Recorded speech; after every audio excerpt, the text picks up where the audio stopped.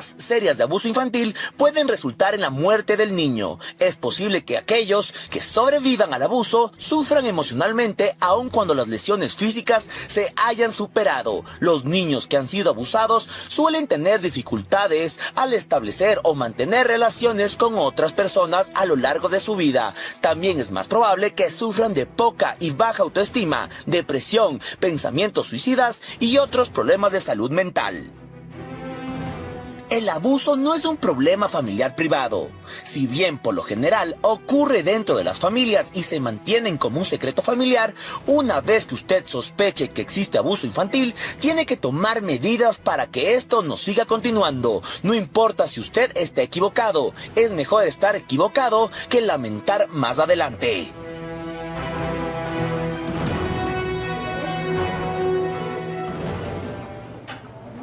Y sin duda es un tema muy sensible y para eso nos acompaña el abogado Luis Valladares, quien nos aclarará esta parte legal que es muy importante para saber qué nos ampara, cuáles vendrían a ser quizá las señales de alerta que puede tener un menor para contarnos lo que puede pasar. Pero arranquemos con esta pregunta clave, mi querido doctor.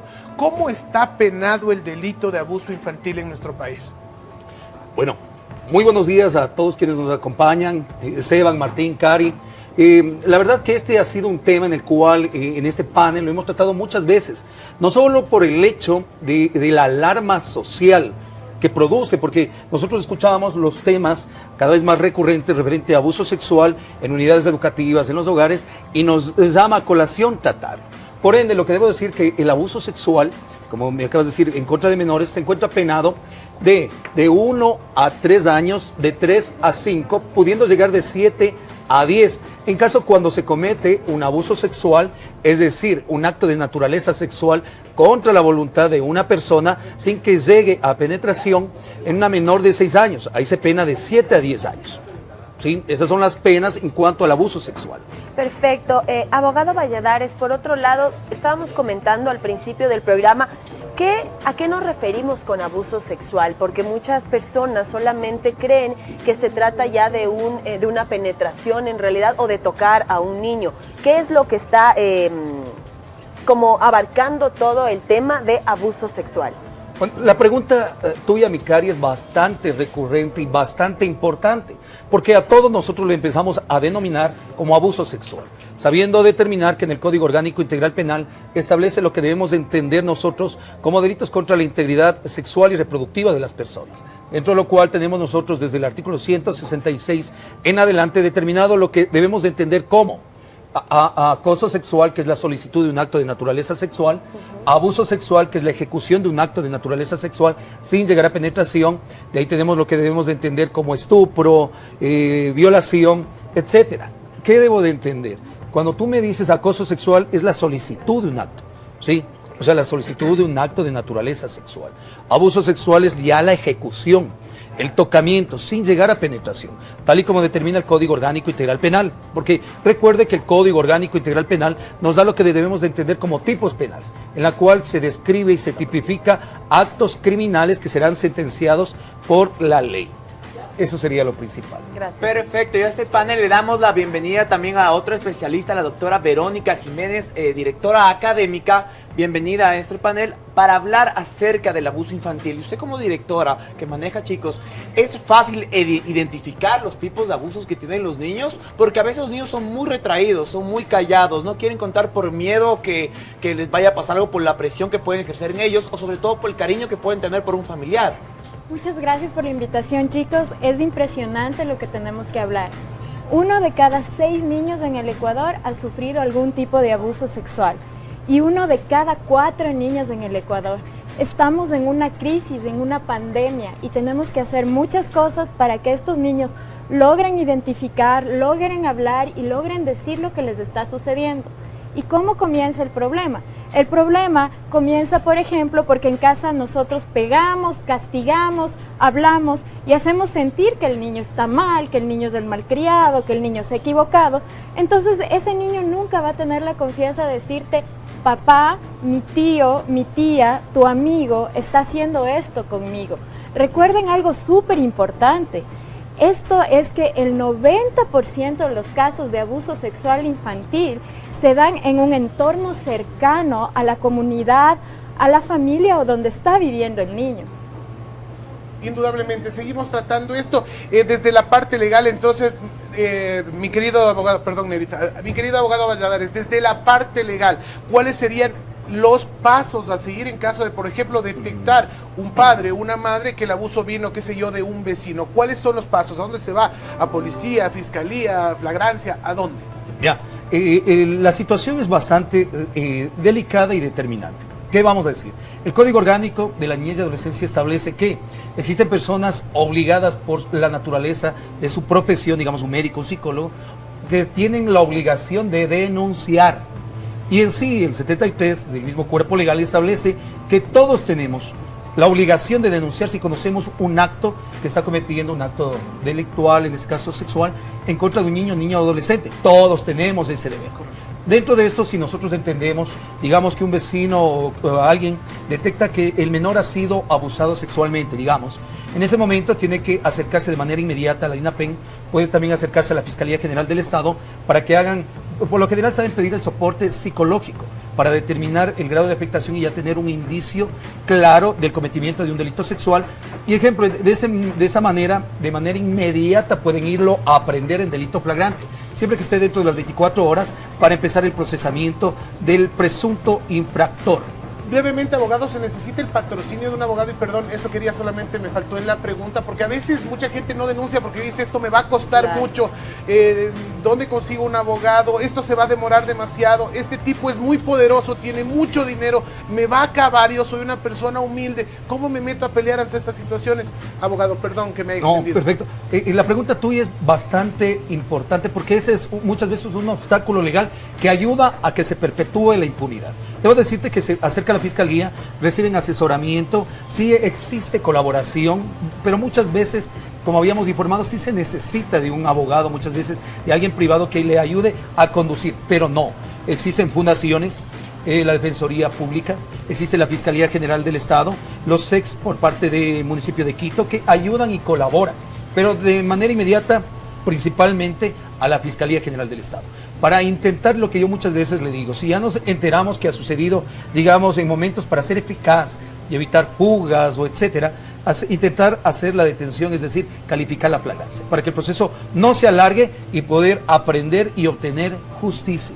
Perfecto. Por otro lado, siempre nos dicen que es súper importante hablar con nuestros hijos sobre este tema, pero como padres muchas veces, tal vez por vergüenza, miedo, no sabemos cómo hacerlo. ¿Cuál sería la manera adecuada de abordar este tema con nuestros hijos para que ellos a su corta edad logren entender lo que como padres les estamos explicando? Una de las cosas más importantes dentro de este tema es que Fundación a su lado y Poliestudios han hecho una alianza y hemos creado una capacitación para todos los profesionales que puedan abordar las temáticas del abuso sexual infantil, cómo prevenir el abuso sexual infantil, cómo diagnosticar, detectar y seguir, el abogado, esos protocolos tan importantes que la persona patrocinadora debe entender. ¿Qué deben hacer? ¿Cómo deben presentarse en fiscalía? ¿Qué es lo que debemos hacer? ¿Cómo debemos actuar? Cuando nosotros prevenimos el abuso sexual infantil desde las escuelas, el niño va a llegar y va a preguntar, papi, mami, ¿qué es esto? ¿Qué me quiere decir la profe? Y nosotros tenemos que empoderarnos, tenemos que permitir esa comunicación abierta y asertiva, esa ternura de padre y madre que les permita a ellos sentir esa confianza. Es importante que ustedes puedan determinar como papás, por ejemplo, 3 lugares seguros donde asistir. Si no estoy yo, mijito, si no estoy yo, ¿a dónde puedes ir? ¿A quién le puedes avisar lo que te está sucediendo? Algunas personas dicen, mandémosle al 911. No, no es la forma correcta. Debemos tener personas cercanas donde el niño pueda comunicarse, donde el niño pueda hablar, pueda decir lo que está sintiendo y tener ciertas alertas claras. El niño no quiere dormir solo, el niño o la niña se orina en la cama, el niño tiene dificultades para tener una buena relación con sus compañeros. Antes era un niño juguetón, ahora está muy decaído, le duele o le arde sus partes íntimas. Cuando le baño, le reviso la nalga, la vagina, el pene y estoy viendo irritado, lastimado. Entonces comienzo a pensar, ¿qué debemos hacer? ¿Cómo debo ayudar? ¿Qué debo preguntar? El empoderamiento va a ser súper importante. Es por eso que Poliestudios junto a Fundación Azulado trabajó este kit de protección con el cual ustedes van a poder empoderarse. Los profesionales, los psicólogos, los trabajadores sociales, los docentes, los medios de comunicación, debemos entender que estamos viviendo tiempos muy críticos en la sociedad Todos ecuatoriana. tenemos que ser parte de eso. Abogado, estamos hablando ahorita del caso de los niños. Hoy en día hay muchas herramientas donde podemos denunciar, donde los niños pueden estar más prevenidos, pero ¿qué ocurre legalmente con una persona que fue abusada cuando fue niño y de grande se atreva a decir, ¿sabes qué? Mi tío, mi familiar o tal persona me violó. ¿Qué procedimiento tiene que hacer? ¿Qué puede hacer? ¿Tiene pruebas? ¿No tiene pruebas? ¿Cómo lo ampara la ley? Ya. Lo que debemos de entender es que, bueno, actualmente nosotros tenemos un nuevo Código Orgánico Integral Penal. Nosotros, en base al nuevo Código Orgánico Integral Penal, hablamos de un principio, se llama el principio de legalidad. ¿Qué es esto? Que desde el 2014 tenemos nuevas leyes. Ejemplo, si nosotros hablábamos de un delito sexual de hace 20 años, digamos que he conocido casos que están saliendo a la luz, y es porque ahorita estamos rompiendo esa barrera del miedo y nos atrevemos a denunciar. Lastimosamente, eficazmente, existe una imposibilidad de materia legal. ¿Por qué? El decurrir del tiempo. Pasó 20 años, razón por la cual tenemos un nuevo Código Orgánico Integral Penal. Es decir, ese impedimento legal llevaría a que Fiscalía archive por el decurrir del tiempo. Es decir, tenemos nosotros siempre la ley de acuerdo al momento en el que vamos desenvolviendo. Entendiendo que siempre va a ser importante que la gente vaya entendiendo que tenemos un nuevo Código Orgánico Integral Penal desde el 2014, es nueva ley, ¿sí? Y esa reforma trajo un sinnúmero de cambios que los hemos conversado aquí. Pero eficazmente la pregunta de ti, si alguien quisiera denunciar, digamos, una violación de años pasados, de niños, por ejemplo, de cuando eran 30, 40 años, no va a ser efectiva la denuncia. Podemos recibir una condena moral, social, pero jurídica complicado. Eso es lo que deberíamos decir.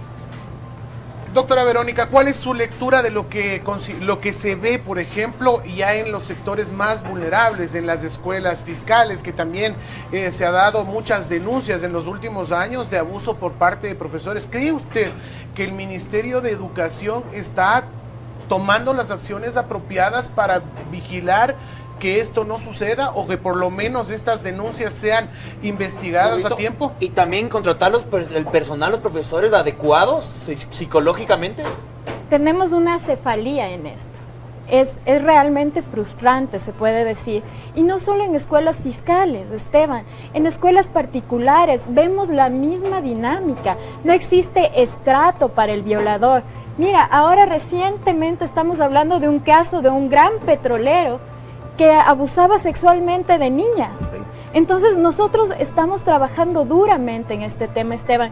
Primero, el Estado debe reconocer las dificultades que presenta y debe aliarse con las organizaciones civiles que estamos realizando algo para de este modo fortalecer la dinámica de la prevención del abuso sexual. Y no solo eso, es decir, cómo estamos capacitando al docente, cómo estamos capacitando a ese profesional que se va a enfrentar a ese niño, cómo estamos midiendo su capacidad, su destreza, sus habilidades, cómo es el contacto con los niños, qué filtros estamos pasando para que yo como padre de familia me sienta absolutamente segura de que mi hijo o mi hija está en un lugar que le va a dar paz y no le va a generar una violencia para toda la vida, ¿no? Porque recuerda, Esteban, algo muy importante. Se reduce la calidad y la cantidad de años de vida de una persona que ha sido abusada sexualmente. Este es un estudio comprobado. Entonces no es que pasó ahora y me olvidé y no funcionó. Imagínate, se han presentado 13.670 denuncias de abuso sexual en fiscalía, de las cuales solo han llegado a término 3.000, las demás han sido abandonadas. ¿Cómo se siente ese niño? ¿Cómo se siente ese ser humano al que se le vulneraron sus derechos?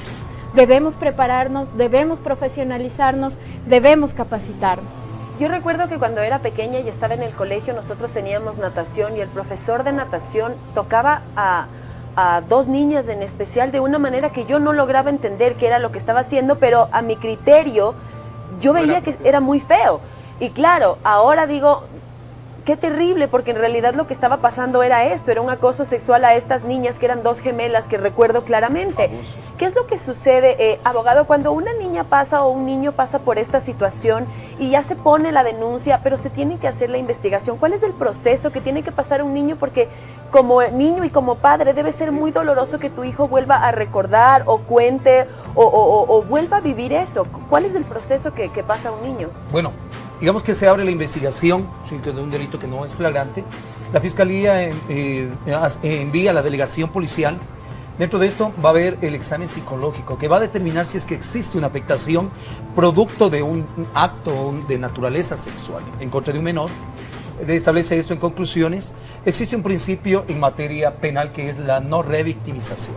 ¿Qué es esto? Sí. Se le hace actuar, tal vez se le llame a lo que se llama, por ejemplo, si es menor de edad, la cámara de Hells, en la cual con personal especializado se saca la información del menor, tipo una declaración que servirá para juzgado, cosa que el menor se retrae, es decir, ya para juzgado ya no aparece. Lo que sí debemos de recalcar, ¿no?, que evidentemente es que, ejemplo, yo en la oficina, en mi oficina a nivel nacional, he logrado conseguir casos, por ejemplo, sentencias de 29 años, 4 meses por violación a menores de edad, que es la pena más fuerte en delito sexual, violación a un menor de edad. Y la tengo colgado en redes sociales. Y de la misma manera, muchas veces yo pido que, recién tuve un caso en el cual acaban de absolver a un profesor de Otavalo, el cual fue falsamente denunciado. Lo procesan, lo botan de la escuela, acaban legalmente sin trabajo, hasta la mujer lo abandonó y acabamos de determinar totalmente, fehacientemente, que nunca hubo delito. También. O sea, pero ya la acabaron. O sea, siempre hay que pedir, y también a todos aquellos, o sea, denunciemos, sí, pero tengamos siempre la medida, porque hay veces que podemos destruir la vida de aquellas personas. Y en caso de este compañero que me está viendo, que me agradeció hace 2 semanas, logramos establecer su estado de inocencia, el señor estuvo a punto hasta de suicidarse. Perfecto. Doctora, estamos hablando ahorita en un tema muy general sobre la violación o de tocar las partes íntimas de un niño, pero el abuso infantil puede llegar a de golpes, puede ser un golpe, puede ser un maltrato físico, puede ser también el hecho de que alguien esté coqueteando o mandando piropos a un niño sin que la haya tocado, sin que le haya abusado de ella físicamente. Entonces es mucho más extenso. ¿Nos puede contar un poquito más acerca de esto? Claro, por supuesto. Miren, todo esto se llama abuso. Todo esto está tipificado como abuso y nosotros tenemos que entender que hay un código de la niñez y la adolescencia que es un código supremo que ampara a los niños. Es importante saber que el tocamiento, que esas insinuaciones, el tomarle la foto, es un tipo de abuso. El maltrato psicológico, la negligencia de los padres, esos padres que están viendo que le están haciendo algo y se quedan callados porque es el padrastro. O se quedan callados porque le tienen miedo. También este tipo de negligencia es maltrato. Y ahí hablábamos de algo súper importante. El abogado nos comentaba sobre la importancia de la no revictimización. Y nosotros tenemos un kit que se llama kit de muñecos sexuados, con los cuales a los niños, mediante el juego terapéutico, podemos ayudarles a descubrir qué podemos hacer sin que el niño sienta que está siendo nuevamente maltratado. Eso es súper importante. Muy importante. Agradecemos la comparecencia de la doctora Verónica, gracias abogado Valladares, gracias por la claridad con la que han hablado del tema desde la parte legal, desde la parte psicológica y desde la parte de las organizaciones civiles. No perdamos ningún detalle a las señales que pueden ser alarmantes, que esto no vuelva a suceder. Y también yo quiero agradecer al público porque estuvo muy pendiente de esto. Yo creo que estos son los contenidos que uno tiene que ver y estar pendientes, porque esto educa a la gente, esto educa a la sociedad y esto educa a los niños.